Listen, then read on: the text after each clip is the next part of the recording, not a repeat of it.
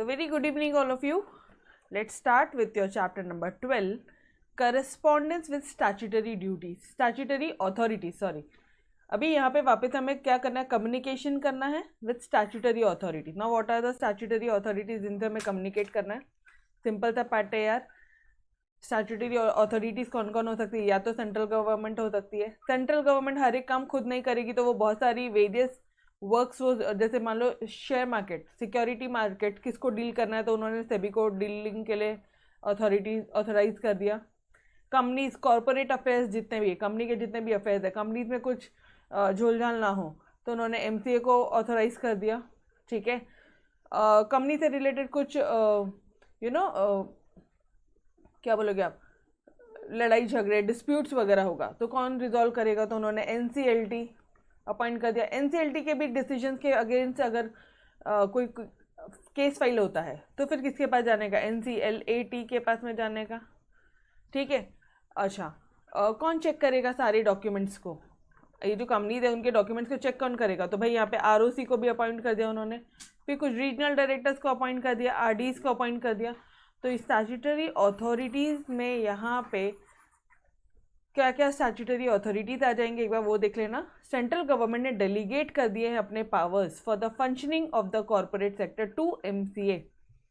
कि कॉर्पोरेट जो भी पावर्स है, ठीक है, कॉर्पोरेट जो सेक्टर्स है वो किस तरह से काम करेंगे, वो कैसे काम करने वाले हैं, according to the rules and मतलब जो भी इंस्ट्रक्शन होंगे एमसी अब जैसा बोलेगा वैसे करेंगे. क्योंकि सेंट्रल गवर्नमेंट का इतना कंट्रोल नहीं है गाइस कि वो हर एक जगह, हर एक फील्ड में देखे. ठीक है. तो कंपनीज के लिए उन्होंने एमसी डाल दिया, सीधे एमसी हायर अथॉरिटीज कर दिया. Ministry of corporate affairs, ministry of corporate affairs, MC मतलब ministry of corporate affairs. Done dear. Now ये जो एमसी है ना, इसके अंडर भी बहुत सारे अथॉरिटीज़ है, जैसे कि regional director, ROC, NCLT, NCLAT. MCA के अंडर में ये इतनी सारी अथॉरिटीज़ है जो ये देखती है कि क्या कंपनीज जो है वो अपना स्मूथ फंक्शन कर रही है या नहीं कर रही है. ठीक है. तो इस चैप्टर में हम लोग क्या पढ़ने वाले हैं, हम लोग यहाँ पे ड्यूटीज़ पढ़ेंगे और पावर पढ़ेंगे स्टैट्यूटरी अथॉरिटीज़ का. मतलब हर एक का, हाँ जी हर एक का. मतलब आप आरओसी की भी ड्यूटीज़ पढ़ोगे, उसके पावर्स पढ़ोगे, एनसीएलटी की ड्यूटीज उसके पावर्स पढ़ोगे, एनसीएलएटी के ड्यूटीज एंड उसके पावर्स पढ़ोगे. ठीक है. चलो आ जाओ. और क्या प्रिकॉशन लेगा company secretary well corresponding with this statutory authorities, ये सब देखेंगे. वो शुरू के 4 पॉइंट सेम थे, याद आ रहा है पॉइंट्स पूरे, एंड लास्ट में लीगल एस्पेक्ट से आ जाएगा वो वाले पॉइंट्स. नाउ एक बार ऑर्गेनाइजेशनल सेटअप देख लो डियर कि ऑर्गेनाइजेशनल सेटअप कैसा होता है. To administer company act 2013, company act 2013 को एडमिनिस्टर करने के लिए क्या ऑर्गेनाइजेशनल सेटअप है. ठीक है. कंपनी एक्ट फॉलो करने के लिए क्या क्या ऑर्गेनाइजेशंस हैं, इसका मतलब ये है. पहले एमसीए बैठा है, उसके नीचे 7 रीजनल डायरेक्टर्स है. पर्टिकुलर रीजन में उसने अपने डायरेक्टर छोड़ दिए. अहमदाबाद, चेन्नई, हैदराबाद, कोलकाता, मुंबई, न्यू दिल्ली, शिलोंग. ठीक है. उसके अंडर में आरओसीज है, आरओसी, आरडी, आरओसीज कितने टोटल? 22 आरओसीज है. एक सेंट्रल रजिस्ट्रेशन सेंटर है, एक central RCC, central registration centre है. ठीक है. फिर 9 आरओसीज का हम ऑफिशियल लिक्विडेटर है. आप इतना समझो, ऑफिशियल लिक्विडेटर्स बोलते हैं ना, दैट्स इट. ठीक है. डायरेक्टली आप बोलते हैं ना official liquidators, that's it guys.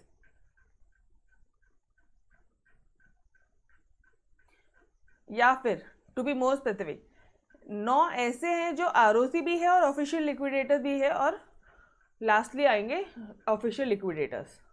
समझ में आया ये एमसी के अंडर में कौन कौन है, क्या ऑर्गेनाइजेशनल सेटअप है.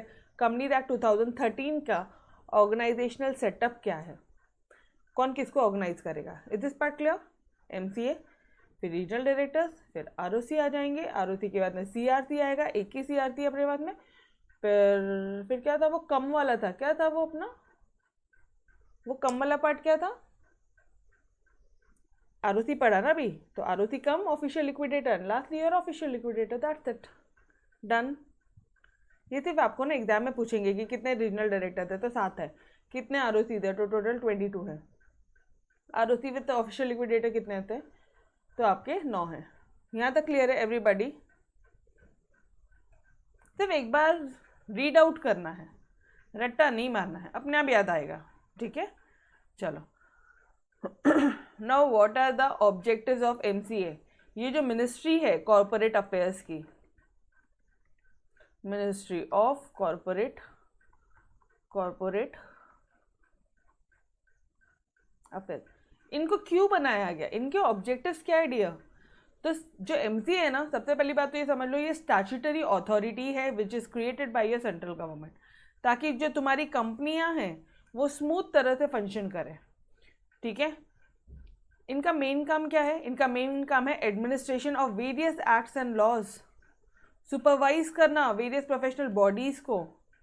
ICAI को कौन सुपरवाइज करता है, institute of chartered accountants of India, MCA। ICSI को कौन ये करता है, सुपरवाइज करता है, MCA। और WAI जो अभी ICAI हो गई है, institute of cost accountants of India हो गई है, इसे भी कौन सुपरवाइज करता है डियर, MCA सुपरवाइज करती है, ठीक है। Now what are the various objectives. सबसे पहली बात, वो ये सारे एक्ट को एडमिनिस्टर करेगा। It administers the provisions of the companies act, कि सब बराबर है या नहीं है, कुछ चेंजेस लाना है क्या, partnership act, LLP act, competition act, societies registration act and other allied laws, और बाकी जितने भी अलाइड लॉज है इन सबको वो एडमिनिस्टर करेगा। Done everybody, first point clear है। ये इनके वेरियस ऑब्जेक्टिव्स हैं MCA के। आप ये समझो MCA कंपनीज एक्ट को पूरे एडमिनिस्टर करता है, LLP, पार्टनरशिप, सारे एक्ट को देखती है, ठीक है। सोसाइटीज रजिस्ट्रेशन एक्ट बोल दो, कंपटीशन एक्ट बोल दो, सब एक्ट क्लियर है। नाउ उसके बाद में MCA जो है, MCA has to quickly identify the non compliance of the companies act. अगर तुम्हारी कंपनी ने कंपनीज एक्ट को कंप्लाई नहीं किया है तो वो क्विकली आइडेंटिफाई करेगी, ठीक है। वो एनकरेज करेगी कंपनीज को। मैम क्यों, फॉर इम्प्रूविंग कॉर्पोरेट गवर्नेंस, ठीक है। वो एनकरेज करेगी कि भाई कॉर्पोरेट गवर्नेंस मतलब जो भी कंप्लायंसेस है वो आप अच्छी तरह से फॉलो करो, कॉर्पोरेट गवर्नेंस अच्छी तरह से हो पाए। वो मोटिवेट करेगी to adopt responsible business practices, कि आप जो है वो रिस्पॉन्सिबल अच्छी बिजनेस प्रैक्टिसेस अडॉप्ट करो। This part clear. MCA promote fair competition, कि भाई हर कोई लीगल जो भी प्रोविजन है वो फॉलो करे ताकि फेयर कंपटीशन हो पाए आपस में, ठीक है। कॉर्पोरेट डाटा जो भी है, corporate facts, figures, financial statements, ये सब अवेलेबल करवाए वो लोग पब्लिक को, और इसके लिए इनकी वेबसाइट है डियर, जहाँ पे we had to upload the financial statements of the companies. तो आप इजीली जाके चेक कर सकते हो कि कौन डायरेक्टर्स है, क्या उनका डिन नंबर है, सारी चीज़ें, ठीक है। कंपनी का पूरा डिटेल आ जाएगा, पूरे डिटेल्स आ जाएंगे कि कौन प्रोमोटर्स है, ये सारी डिटेल्स आ जाएगी MCA की वेबसाइट पे, ठीक है। And it has to offer various services to the stakeholder. जो स्टेक होल्डर्स है मतलब creditors, employees, credit shareholders से बहुत वाइडर टर्म है स्टेक होल्डर, ये मैंने आपको पहले भी बताया है। Stakeholders include everything, shareholders, your employees, your government, your creditors, debtors, everything, trade union, सब। दिस पार्ट क्लियर, खत्म। तो चलो आ जाओ, क्या क्या पढ़ा अपन ने, मेन ऑब्जेक्टिव्स क्या थे भाई। सबसे पहला मेन ऑब्जेक्टिव तो ये था कि वो वेरियस एक्ट्स और लॉस को कंप्लाई करेगा, ठीक है। सुपरवाइज करेगा, प्रोफेशनल बॉडीज़ को सुपरवाइज करेगा, ICAI, ICSI या ICAI वापस से, ठीक है। वो कंपनीज एक्ट और ये सबको, ये सारी एक्ट्स को एडमिनिस्टर करेगा। वो ये चेक करेगा कि कोई नॉन कंप्लायंस तो नहीं है, वो ये चेक करेगा कि वो सबको पहली बात तो मोटिवेट करेगा कि आप कॉर्पोरेट गवर्नेंस फॉलो करो। उसके बाद में ताकि फेयर कंपटीशन हो, डेटा अवेलेबल करवाएगा वो पब्लिक को थ्रू वेबसाइट्स एंड ऑल, ठीक है। एंड वेरियस सर्विसेज वो ऑफर करेगा। Done dear, clear this part everybody, पक्का। चलो ये तो हुआ MCA के बारे में। अब बात करते हैं ROC के बारे में। ROC हमें पता है, ROC का फुल फॉर्म क्या होता है, रजिस्ट्रार ऑफ कंपनीज। क्या होता है ROC का full form, registrar of companies, है ना।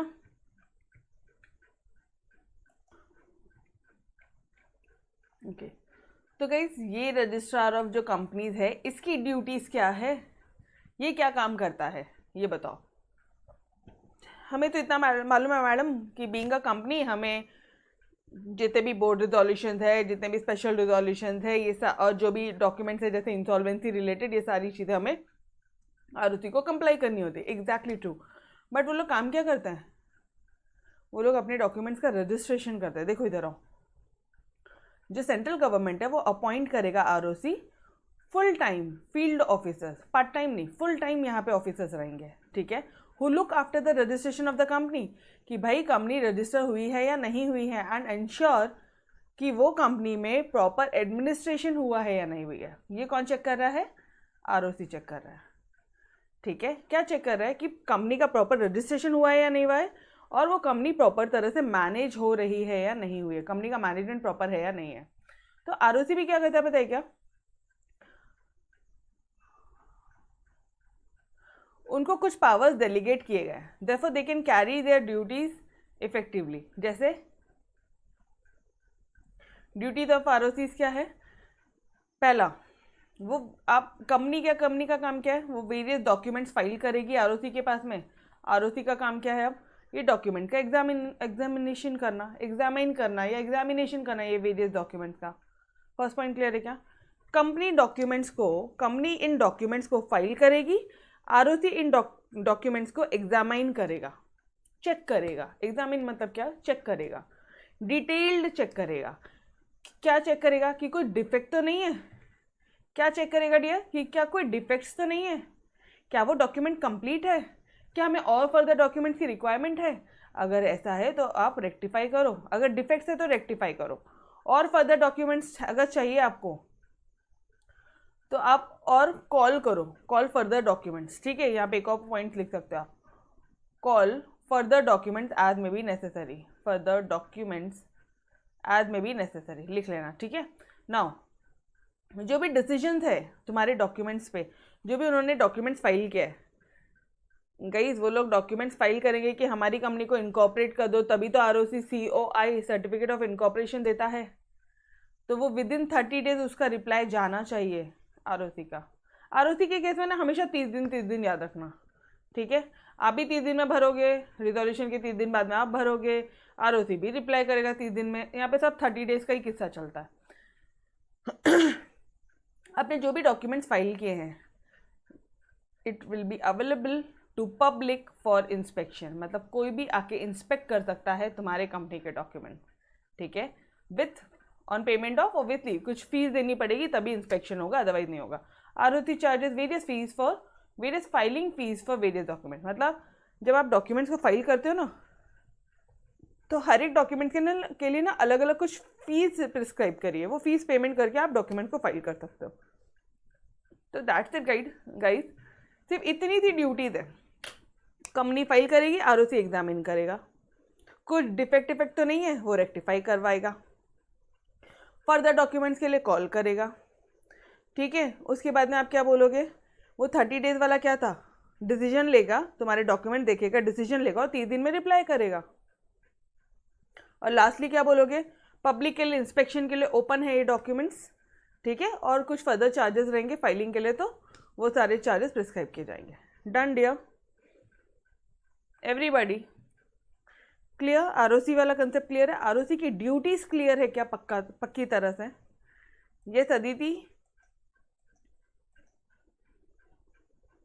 आरओसी की ड्यूटीज क्लियर है? चलो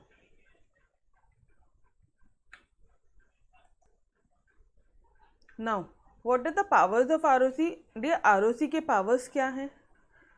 ये जो आरओसी की अभी हमने ड्यूटीज पढ़ी, ये जो रजिस्ट्रार ऑफ कंपनीज की ड्यूटीज पढ़ी है हमने, इनके पावर्स क्या हैं?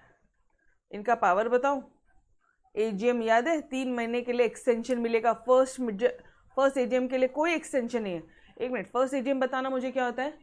With in the close of the financial year, first AGM कभी फाइल होना चाहिए, कभी कंडक्ट होना चाहिए? With in 9 months from the close of the financial year, and next AGM with in 6 months from the close of the financial year. और इन दोनों के बीच में जो गैप है वो कितने दिन का हो सकता है? मैक्सिमम 15 महीने का हो सकता है, ठीक है। अभी इस पॉइंट में ही आपने एक पॉइंट पढ़ा था नीचे कि ये जो फर्स्ट एजीएम है इसमें कोई एक्सटेंशन नहीं है, लेकिन नेक्स्ट एजीएम में, सब्सिक्वेंट एजीएम में एक्सटेंशन है। तो ROC can provide extension of maximum, और कितने महीने का एक्सटेंशन, 3 महीने का था मैक्सिमम।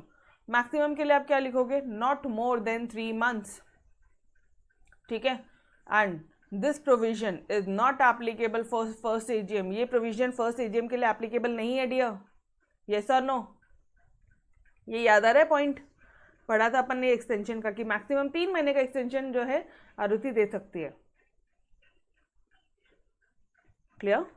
नाउ आरुषि इंस्पेक्ट कर सकती है, इंस्पेक्शन कर सकती है तुम्हारे बुक्स ऑफ अकाउंट, तुम्हारे बुक्स पेपर जो भी तुमने डॉक्यूमेंट मेंटेन किया है, और साथ ही साथ फर्दर डॉक्यूमेंट्स को कॉल भी कर सकती है, ठीक है। कोई इन्फॉर्मेशन चाहिए, कोई एक्सप्लेनेशन चाहिए तो वो आपसे राइटिंग में मांग सकती है। It can seek special court to issue, it can seek special court to issue an order for seizing books, ध्यान देना थोड़ा सा, for seizing books and papers of a company if it feels that, कि जो record है वो destroy किए जा सकते हैं, वो जो रिकॉर्ड है वो ऑल्टर किए जा सकते हैं, वो जो रिकॉर्ड है वो फॉल्सिफाइड है। एक बार वापस से, इन शॉर्ट, अगर आपको किसी कंपनी का बुक को सीज करना है, जब्त करना है, क्योंकि तुम्हें ऐसा लगता है कि अगर आपने सीज नहीं किया ना ये बुक्स, ठीक है, अपने अंडर में कस्टडी में नहीं लिया, तो वो लोग या तो वो बुक्स को जला देंगे, फाड़ देंगे, ठीक है, या उसमें गलतियां हैं बहुत सारी, कुछ गलत कर देंगे, गायब कर देंगे, तो आपको स्पेशल कोर्ट के परमिशन के बगैर आप नहीं कर सकते हो। सीज करना है, बुक को सीज करना है बॉस, स्पेशल कोर्ट की परमिशन लेनी पड़ेगी। अगर उन्होंने आपको दे दिया परमिशन तो बिंदास आप सीज कर सकते हो बुक, तो आपके पास में ये भी एक पावर है कि आप बुक को सीज कर सकते हो with the permission of special court. Done everybody.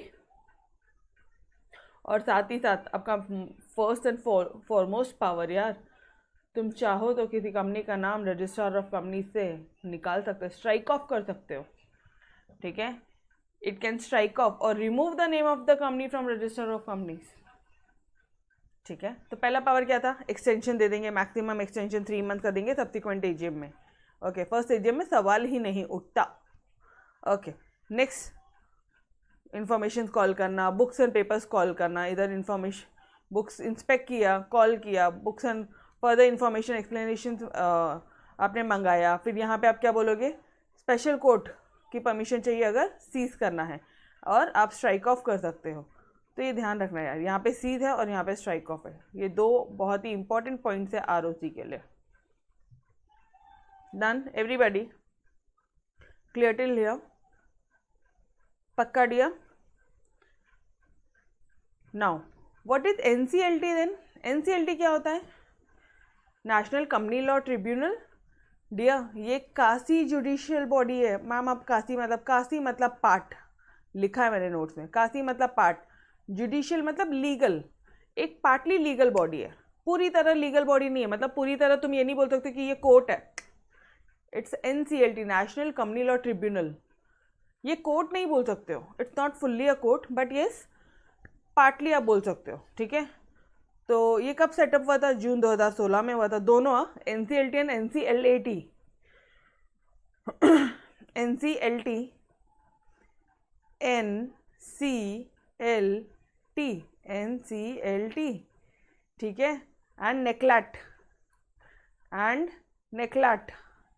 NCLAT, NCLT and NCLAT दोनों के दोनों कब हुए थे कब सेटअप हुए, ये सेटअप में आपके 2016 में। Is this point clear everybody, मिलते जुलते पॉइंट थे इसलिए आपको इस तरह से करवा रही हूँ मैं। नाउ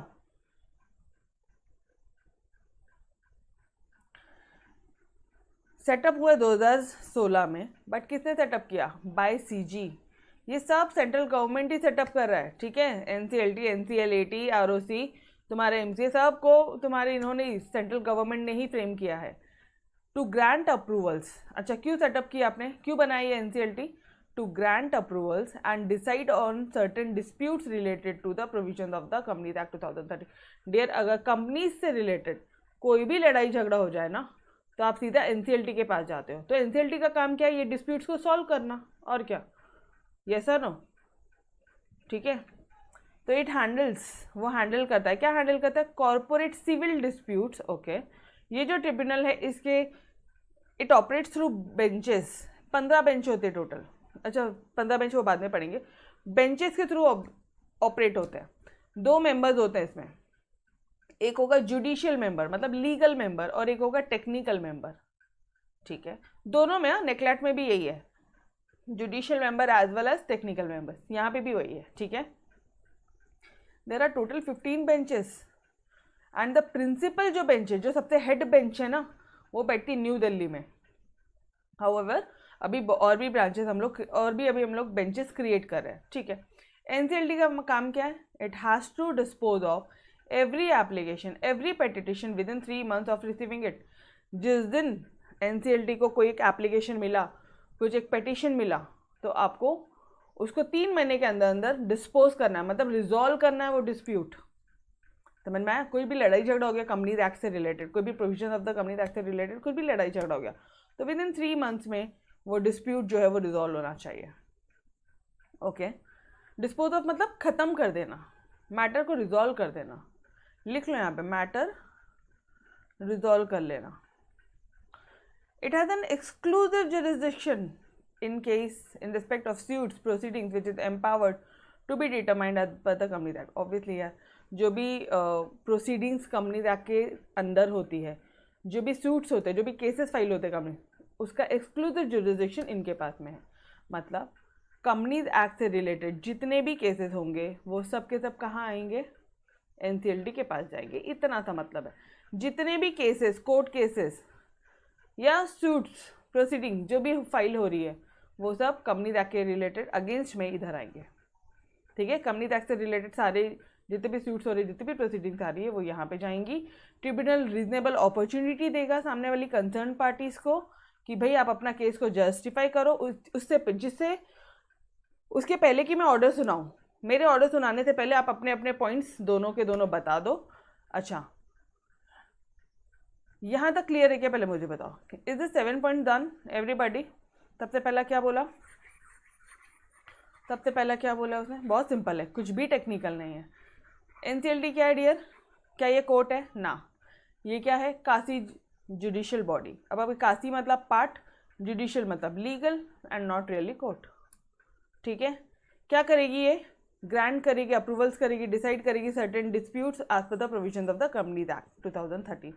इसको एक्सक्लूसिव जुरिसडिक्शन है। अगर कोई भी डिस्प्यूट्स, कोई भी सूट्स वगैरह आते हैं एज पर कंपनीज एक्ट, तो सीधा का सीधा ये एनसीएलटी के अंदर जाएगा। Is this 2 points clear? ये 2 पॉइंट ध्यान में आ रहे हैं आपको?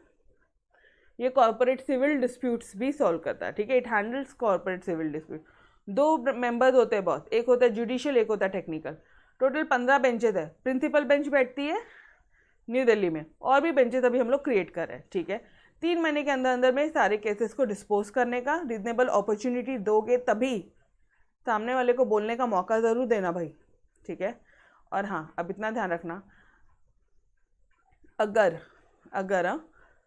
कोई भी अपील, मतलब आप एनसीएलटी ने मानो कोई ऑर्डर दे दिया है और ये ऑर्डर आपको नहीं जम रहा है, ये आपकी कंपनी को ये वाला जो ऑर्डर है ये नहीं जम रहा है, तो आप ये एनसीएलटी के ऑर्डर के अगेंस्ट में कोर्ट केस फाइल कर सकते हो। इसके अगेंस्ट में भी एक अपील फाइल कर सकते हो। किसके पास जाओगे अपील फाइल करने? अपना दुख लेके किसके पास जाओगे? If you are an agreed party, ठीक है, आप इनसे कन्विंस नहीं हो इनके ऑर्डर से, तो आप किसके पास जाओगे? आप जाओगे नेक्लेट के पास। किसके पास जाओगे? नेक्लेट के पास। और मैम अगर इसके भी ऑर्डर से हम कन्विंस नहीं है तो किसके पास जाएंगे? सुप्रीम कोर्ट के पास। Clear? Is this point clear? NCLT के ऑर्डर से सेटिस्फाइड नहीं हो तो नेक्लेट के पास, नेक्लेट के ऑर्डर से सेटिस्फाइड नहीं हो तो आप सुप्रीम कोर्ट के पास जाओगे, ठीक है। ये देखो यहाँ पे लिखा है, an appeal against the order of NCLT can be made to NCLAT. Appeal against the order, against the order, इन्होंने जो ऑर्डर पास किया इसके अगेंस्ट कुछ चाहिए तुम्हें, तो नेक्लेट के पास जाना है, ठीक है। इनके पावर्स बता दो फटाफट से, फिर क्या पावर्स है इनके पास में? भाई अगर कोई भी प्रोसीडिंग हो रही है कि कॉम्प्रोमाइज़ करना, आपस में समझौता करना है, कुछ अरेंजमेंट करना है, लड़ाई झगड़े हुए, ठीक है, ये रिकंस्ट्रक्शन करना है कंपनी का, तो वो केस किसके पास जाएगा? एनसीएलटी के पास में। कंपनी को वाइंड अप करना है, वाइंड अप के लिए पेटिशन डालना है, वाइंड अप के लिए केस फाइल करनी है, किसके पास जाओगे? एनसीएलटी के पास। टाइम को एक्सटेंशन करना है, किसके लिए? रीपेमेंट ऑफ डिपॉजिट्स, मतलब आपकी कंपनी ने डिपॉजिट ले लिया है और ये जो टाइम है इसको एक्सटेंशन चाहिए आपको कि हम लोग डिपॉजिट देने वाले उनको, रीपे करने वाले उनको उनका डिपॉजिट्स, ठीक है। जैसे आप शेयर लेते हो, अरे शेयर सर्टिफिकेट देते हो पैसा लेते हो, डिबेंचर सर्टिफिकेट देते हो पैसा लेते हो, वैसे ही आपने डिपॉजिट्स लिया और डिपॉजिट सर्टिफिकेट इशू किया है, ठीक है। बट आपको ये डिपॉजिट का पैसा देना भी तो है ना, तो आप देने के लिए तैयार हो, बट सिर्फ और सिर्फ एक्सटेंशन चाहिए टाइम का। किसके पास जाओगे? एनसीएलटी के पास में। ऑपरेशन एंड मिसमैनेजमेंट, मतलब कुछ मान लो कंपनी में कुछ मिसमैनेजमेंट हो गया, ठीक है। ऑपरेशन मतलब कुछ मेजॉरिटी लोगों ने, डायरेक्टर्स ने एक डायरेक्टर को ऐसे दबाया, ऑपरेशन किया, फोर्सफुल प्रेशर, ठीक है, कुछ गलत किया, ऑपरेशन मिसमैनेजमेंट। तो आप किसके पास जाओगे? एनसीएलटी के पास जाओगे। To call for holding AGM and EGM, अगर एजीएम बुलवाना है, ईजीएम बुलवाना है, एक्स्ट्रा ऑर्डिनरी जनरल मीटिंग बुलानी, किसके पास जाओगे? एनसीएलटी के पास में। Okay. To dispose of the funds, मतलब यहाँ पे आप क्या बोल रहे हो कि भाई जो कंपनी है जो फंड्स को डिस्पोज कर रही है उसको मना करना है कि नहीं, आप अपने फंड्स को इस तरह से ये नहीं कर सकते, डिस्पोज नहीं कर सकते हो। तो आप किसके पास जाओगे? एनसीएलटी के पास में। फ्रीज कर देना एसेट्स, कंपनी के एसेट्स को फ्रीज कर देना, मतलब रोक लगा देना कि कंपनी वो एसेट बेच नहीं सकती है, वो फंड्स का यूज़ नहीं कर सकती है, डिस्पोज नहीं कर सकती है। किसके पास जाओगे? एनसीएलटी के पास में। और कोई भी ग्रीवियंसेस है, कोई भी अपना दुख है, ग्रीवियंसेस मतलब दुख, कोई भी अपना दुख लेके जा रहे हो कि भाई मेरे शेयर ट्रांसफर नहीं हो रहे, सिक्योरिटी नहीं है, किसके पास जाना है? एनसीएलटी के पास में। तो चलो आ जाओ। कॉम्प्रोमाइज अरेंजमेंट, पहले ना बड़े बड़े टर्म्स बोल दो, सीधा बड़े बड़े टर्म्स को। कॉम्प्रोमाइज, अरेंजमेंट, उसके बाद में और क्या पढ़ा आपने? Reconstruction, operation, mismanagement. ये जो 5 चीज़ों के लिए किसके पास जाओगे? 5 नहीं 6, वाइंडिंग अप, 1 2 3 4 5 एंड द 6। इन सब चीज़ों के लिए तो एनसीएलटी के पास ही जाएंगे क्योंकि बड़े बड़े काम हैं, ठीक है। ओके, अब एक्सटेंशन चाहिए आपको, डिपॉजिट्स के रीपेमेंट के लिए एक्सटेंशन चाहिए, टाइम बढ़ा के चाहिए। एनसीएलटी, एजीएम, ईजीएम, एनसीएलटी कि भाई फंड्स का यूज़ नहीं करना है आपने, कंपनी के पास जो पैसा पड़ा है उसको आप यूज़ नहीं करोगे, कंपनी के पास जो असेट्स पड़ा है उस असेट्स को आप बेचोगे नहीं। किसके पास जाना है? एनसीएलटी के पास में। और कोई भी दुख है लाइक शेयर ट्रांसफर नहीं हो रहे वगैरह, एनसीएलटी के पास। Clear? Is this point clear? Done? पक्का? एक बार वापस से आ जाना। एनसीएलटी क्या है? कासी जुडिशियल बॉडी है भाई, कॉर्पोरेट सिविल डिस्प्यूट्स वगैरह देखती है। 2 मेंबर्स है, जुडिशियल टेक्निकल, 15 बेंचेस है, प्रिंसिपल बेंच है न्यू दिल्ली में। डिस्पोज करेगी मैक्सिमम विद इन, मतलब 3 महीने के अंदर अंदर आप सारे डिस्प्यूट जो है यहाँ पे प्रोसीडिंग्स जो है, जो भी सूट्स फाइल हुए हैं वो आप डिस्पोज करोगे, मैटर रिजॉल्व करोगे इन शॉर्ट, ठीक है। उससे ज़्यादा आप कोर्ट नहीं है आप कि आप सालों केसेस चलाओगे, यहाँ पर कोई फास्ट ट्रैक मोड पे काम करना है, ठीक है। कंपनीज एक्ट के तहत कोई भी सूट प्रोसीडिंग है तो सीधा इसका एनसीएलटी के पास जाएगा। एक्सक्लूसिव जुरिस्डिक्शन है, रीजनेबल अपॉर्चुनिटी ऑफ हर्ट दोगे। एनसीएलटी के ऑर्डर के अगेंस्ट इफ़ यू हैव, मतलब if you are not agreed, if you are agreed party, ठीक है, तो अगर आपको अपील फाइल करना है एनसीएलटी के अगेंस्ट में तो आप एनसीएलएटी के पास जाओगे, नेक्लैट के पास जाओगे, और नेक्लैट के अगेंस्ट करनी है तो सुप्रीम कोर्ट के पास जाओगे। फिर बाद में यहाँ पे आपने पावर्स पढ़ा। Done dear? पक्का? एवरीबॉडी? अब आ जाओ नेक्लैट के पास। नेक्लैट क्या होता है? ये भी सेम है। किसके अगेंस्ट में ऑर्डर जाएंगे? एनसीएलटी के अगेंस्ट में अगर किसी को ऑर्डर देना है तो नेक्लैट के पास जाओगे, ठीक है। एनसीएलटी के अगेंस्ट में कुछ भी अपील फाइल करनी है तो किसके पास जाएंगे? नेक्लैट, ओके। या फिर नेफ्रा के अगेंस्ट, नेफ्रा क्या होता है? नेशनल फिनेंशियल रिपोर्टिंग एजेंसी, ठीक है, इसके अगेंस्ट कुछ अपील फाइल करनी है, NCLAT. IBBI, insolvency bankruptcy board of India, IBBI के अगेंस्ट में कुछ अपील फाइल करनी है, NCLAT, competition commission of India CCCI किसके पास जाओगे? नेक्लाट के पास जाओगे। मतलब इन चारों के अगेंस्ट में अगर आपको अपील फाइल करनी है ना, नेक्लाट के पास पहुंच जाना, अपील वो रिजॉल्व करेगा। ठीक है, कब सेटअप हुआ ये? 2016 में हुआ। कौन कौन लोग हैं? चेयरपर्सन है और 11 मेंबर्स। और ये जो 11 मेंबर्स है इसमें से जुडिशियल एंड टेक्निकल मेंबर्स है। These members are judicial and technical members. These members comprise of judicial and technical member. Done. अच्छा ओके। अच्छा मुझे एक बात बताना, if you are aggrieve by this NCLT, ठीक है, तो आप नेक्लाट के पास में कितने दिन में जा सकते हो? 45 डेज में जा सकते हो, ये ध्यान रखना। और अगर नेक्लाट के ऑर्डर से भी अग्रीव्ड हो, इनके अगेंस्ट में भी आपको अपील फाइल करनी है, तो सुप्रीम कोर्ट के पास में कितने दिनों में जा पाओगे? सुप्रीम कोर्ट के पास में कितने दिन में जा पाओगे? 60 डेज के अंदर अंदर आप अपील फाइल कर सकते हो, ये ध्यान रखना। ठीक है, ये इसी तरह से ना ऐसे चार्ट्स बना लो आपकी बुक में साइड में, इसी तरह से इस तरह से चार्ट बना लो, आप कभी नहीं भूलोगे। 45 दिन एंड 60 दिन। और ये हमेशा ध्यान रखना, सुप्रीम कोर्ट का ना हमेशा 60 दिन ही रहता है, 60 डेज ही रहता है। ठीक है, मेजॉरिटी ऑफ द केसेस में सुप्रीम कोर्ट के पास में जब अपील फाइल होती है तो 60 डेज होती है। Is this part clear everybody? अब देखो वही सब लिखा है। Any person agree by the order of NCLT में within 45 days from the date on which order was file. एक मिनट, इसको इजी कर दो लाइन को। May file appeal to NCLAT within 45 days. सब काटो।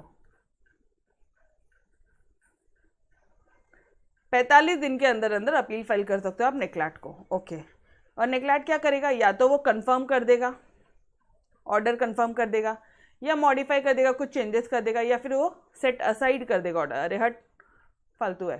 ठीक है, now an appeal against the order of NCLAT. NCLAT के अगेंस्ट में अगर अपील फाइल करनी है तो सुप्रीम कोर्ट के पास जाओगे within 60 days of the receipt of order from the NCLAT. अरे जिस दिन नेक्लाट का ऑर्डर आया उसी के तो 60 दिन में जाएंगे, उसी के तो 60 डेज में जाएंगे अपन सुप्रीम कोर्ट के पास में। यस और नो एवरीबॉडी? डन। चलो आ जाओ, पूरा का पूरा एक बार फटाफट से नेक्लाट रिवाइज कर लें। पूरा का पूरा नेक्लाट रिवाइज कर ले एक बार। सबसे पहली चीज, द मोस्ट इंपॉर्टेंट पार्ट यार,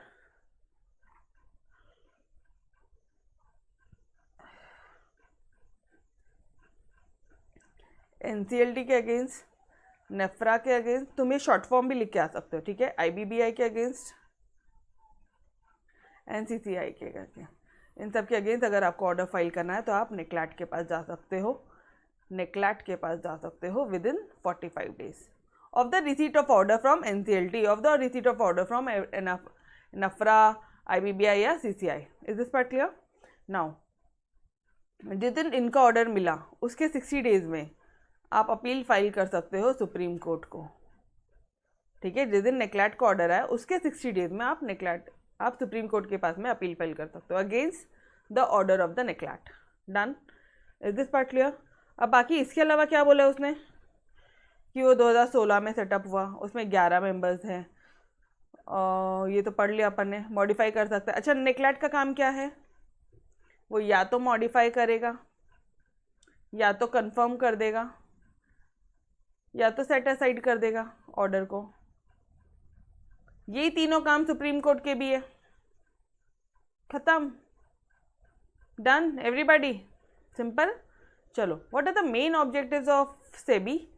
अब बात आ रही है securities exchange board of India. इनका मेन काम क्या है भाई? सिक्योरिटीज मार्केट को कंट्रोल करना, उनको प्रोटेक्ट करना। जो इन्वेस्टर्स है, जो लोग सिक्योरिटी मार्केट में इन्वेस्ट कर रहे ना पैसा, उनके भी इंटरेस्ट को प्रोटेक्ट करना। मैडम मतलब इसका मतलब जो सिक्योरिटीज मार्केट है, तुम्हारा शेयर मार्केट है, उसको रेगुलेट करना प्रॉपर तरह से, ये सेबी का काम है। सेबी का काम क्या है डियर? जो शेयर मार्केट है उसको रेगुलेट करना। कहीं तो लिखा होगा, ये रहा, सिक्योरिटीज मार्केट की फंक्शनिंग प्रॉपर फंक्शन हो, इस तरह से इनको रेगुलेट करना। ठीक है, इंटरेस्ट ऑफ इन्वेस्टर्स, जो लोग ये शेयर मार्केट में इन्वेस्ट कर रहे हैं पैसा, उनके भी इंटरेस्ट को प्रोटेक्ट करना। Protect the interest of all the investors and safeguard the right, और उनके जो राइट्स है उनको बचा के रखना। ये 2 पॉइंट क्लियर है एवरीबॉडी?